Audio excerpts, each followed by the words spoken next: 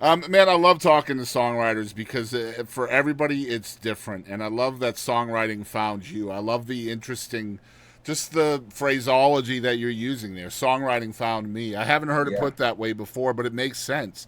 And like talking about the songwriting or the process for the craft, it's such a simple question with but so complicated to answer it. What's your process like? Is it conduit based, like the songs are finding you, or is it melodic at first, lyrical? Like, walk us through it. It's got to be something interesting first. I read a lot, I listen to a lot of stuff, and if an idea finds me, or if a great sentence is read in a book that I think is inspiring, I will write it down. And it doesn't mean that this is a great sentence in a book. Mm. It doesn't mean that that sentence is going to appear in a song. It just means there's something about this sentence that caught my ear or eye or brain or whatever, and it's worth recording. So then I can go back and think about why I thought that idea was interesting. And so for me, almost all the time, there's a general concept that is interesting to me, why? And the why is what becomes the song. Whatever is interesting to me as I start to unpack it personally, that's usually what turns into the song that you might hear on a record or whatever. So it's the answer to a question. Yeah, basically, why is this interesting to me? Through my process, this is why I've decided it's Yeah. interesting to me today. Like I could think the next day, I didn't land this song, I didn't do a good job, it doesn't feel like it's right, and then you try again tomorrow. But I always know when something piques my interest in the songwriter sense of things, that it's worth exploring, and if you don't get it right the first time, it's worth exploring again and again until you do get it right. So is it basically like you hear, see, or whatever, a line, a hook, or it could even be a word? Are you seeing? Mhm. Is it a title, and then you're creating a story around that, or is it different Sometimes every it's a time? yes, it's Yeah. different every time. Sometimes it's a feeling, Yeah. sometimes it's a situation, sometimes it's overhearing someone talk in a bar Yeah. and thinking like, "Oh, well, what they said wasn't verbatim interesting, but the topic that they're talking about is interesting." And so maybe I can explore what that means and find a song in that. Yeah. So Man, it's a one of lot of the. digging. Go ahead. It's a Sorry. lot of digging. It's a lot. No, you're good. Yeah. It's a lot of like why did this pique my interest? And it's a lot of work to find out why until you finally get it right. Yeah, and man, I'll tell you one of the things I love about your music, just everything about your writing is, it's almost, I look at your education, I'm like, he had to be an English major, because English like, minor, okay, history major, well, English there minor. you go. Well, that kind of Yeah, makes sense because like, there's the alliteration, there's the yeah, double entendre, the double meanings, the way things like the perfect example to me of what I'm talking about is the Julie Roberts song "Breakdown Here," which can yeah. obviously mean your car has broken down in the middle of nowhere, but you're Or also breaking yeah, down because you're going through a breakup. Those are the kinds of things that I love about your writing because it's thank you. peppered throughout your career, and I just love that. Where did you learn that kind of stuff? Because it just comes naturally. I mean, I don't. When I hear a song that piques my interest, I will listen to it on repeat to try and figure out why I found it interesting. Sometimes it's like the bridge melody is completely unexpected.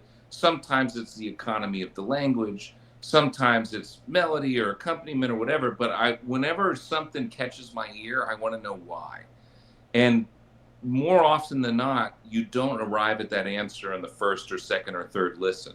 It's like for me, I have to approach it as a student of songs. Mm-hmm. And whatever piques my interest in the moment, um, I have to pay attention to, and I have to learn from it.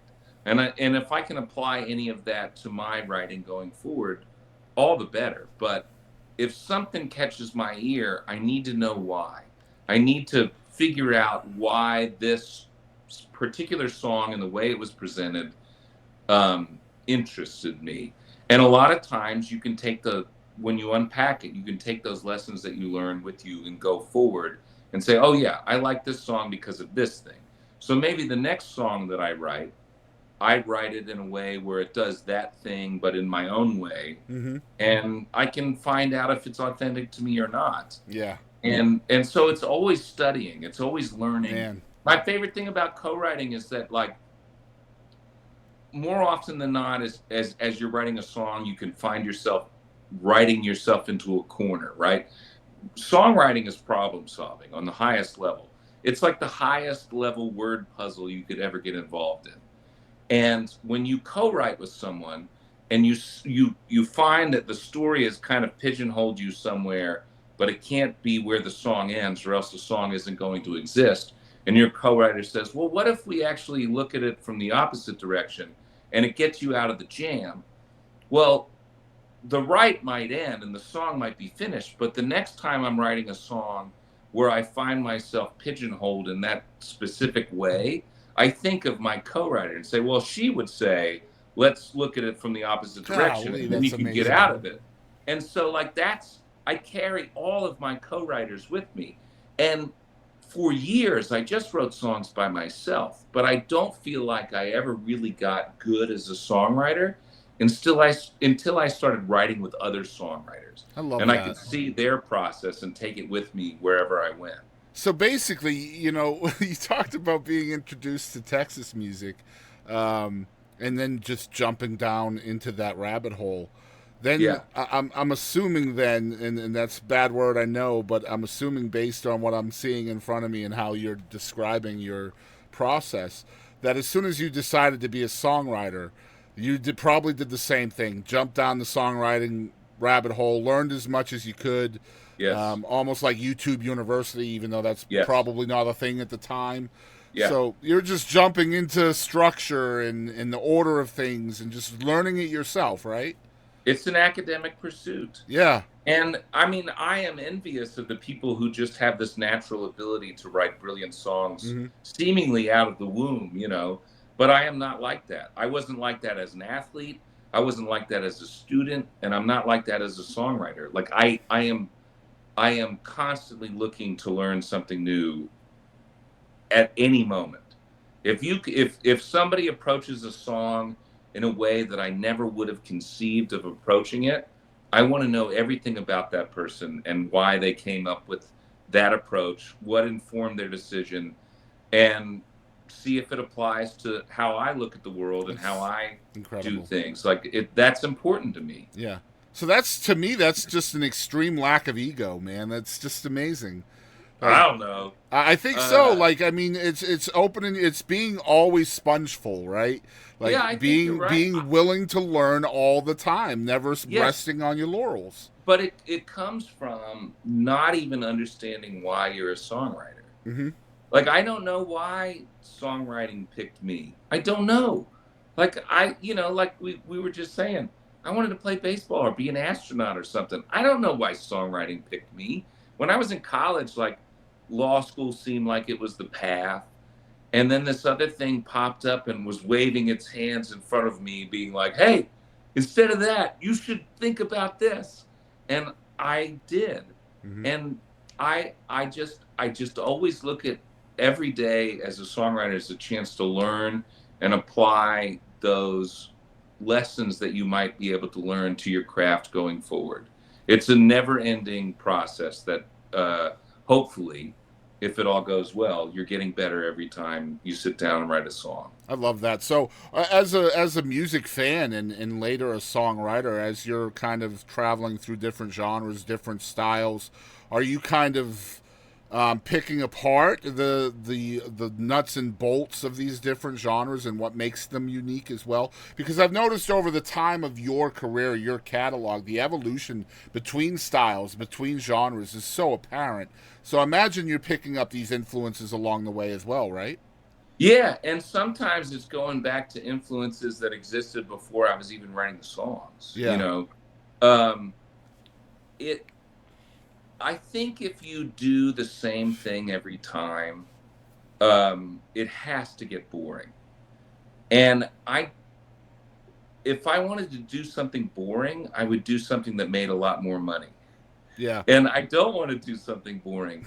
And so, um, even though I wear cowboy boots when I'm on stage, it doesn't mean that I'm always country all the time. I have influences that Hmm. existed before I discovered I could write a song or whatever. I just want it to be interesting. I want it to be something that's interesting to me, and I want it to be something that I can be passionate about. And if it doesn't do either one of those things, if the idea or the sound or the proposal of making a record that is going to be one specific thing doesn't seem interesting to me, I don't want to do it. Hmm. Like, I partnered with my publishing company, BMG, to make this new record. And they were like, well, you got to do like TikTok and stuff. And I was like, yeah, that doesn't interest me at all. Can I come up with a proposal that might interest you that is not that? And they're like, yeah, sure. Like, what do you got? And I said, what if I make a podcast that talks about like the kind of the genesis of where these songs come from, but it's not limited to the truth. It can be storytelling. And they're like, yeah, give it a shot. And I was like, great. This is something that I will do that exists outside of the fact that I just made a record that is creatively interesting to me. Hmm. And if we can use it as a vehicle to point towards the record, then great, I'm in. But I'm not going to do the dumb things that people are doing that is like the low hanging fruit. And those people do it to great success. Hmm. And that's awesome, but it doesn't interest me. And so I only want to do things on the creative side of it all that interest me. Because our time here on Earth is so short. And that's the Like, beautiful thing about being indie, right? Like, I mean, yeah, that's you exactly drive right. the When you bus, you know? Yes, you can control your own destiny. Right. And if somebody says, "Well, man, you would have been more successful if you would have done this," and I'd say, "Yeah, probably," Yeah, but but I success didn't. is subjective, right? That's Yeah, I mean, I didn't want to do that, yeah. so I didn't do it. I mean, again, I mean, everybody's definition of success is going to differ immensely. So, Totally. like, if your definition of success doesn't include short form content, then what's TikTok going to do for you? Not a whole lot, Yeah, right? You know? but our definition of success changes all the time. Like, Absolutely. when you Yeah. start your podcast, if you think like, man, if I get 100 people to download this episode, I'm doing something. And then it happens. Yeah. And then immediately your brain is like, all right, but if I get 500 people to download an episode, then I'm doing something. And then it happens and you're like, okay, but if I get 10,000 people, like like creative people are constantly shifting the goalposts on themselves. Yeah. And leaning into that thing is probably what drives us to continue to make art and to continue to push the process, because we're always moving the goalposts. But Mm-hmm. it is also healthy to think like, man, do you remember when you wrote your first song? And if you thought like, if a girl kissed you, or if one of your buddies gave you a high five and was like, dude, that's a great song, that's all you want. Mm-hmm. Like, it's so far in the past that you barely even remember it. But it's healthy to remember the fact that at this point, whether you're doing a podcast or writing songs or making records, like, all of us have exceeded the original goal that we set for us 10 times over, but we move the goalposts on ourselves. Yep. And, like, yeah, like, It's funny. I used to think in those terms with like the analytical side of things, downloads, views, streams, whatever. yeah, And because it's right in it front of drove you. me crazy, man. So like Yeah, I had to change the definition of my success, and now it's just, man, when somebody says yes, I'll come on your show.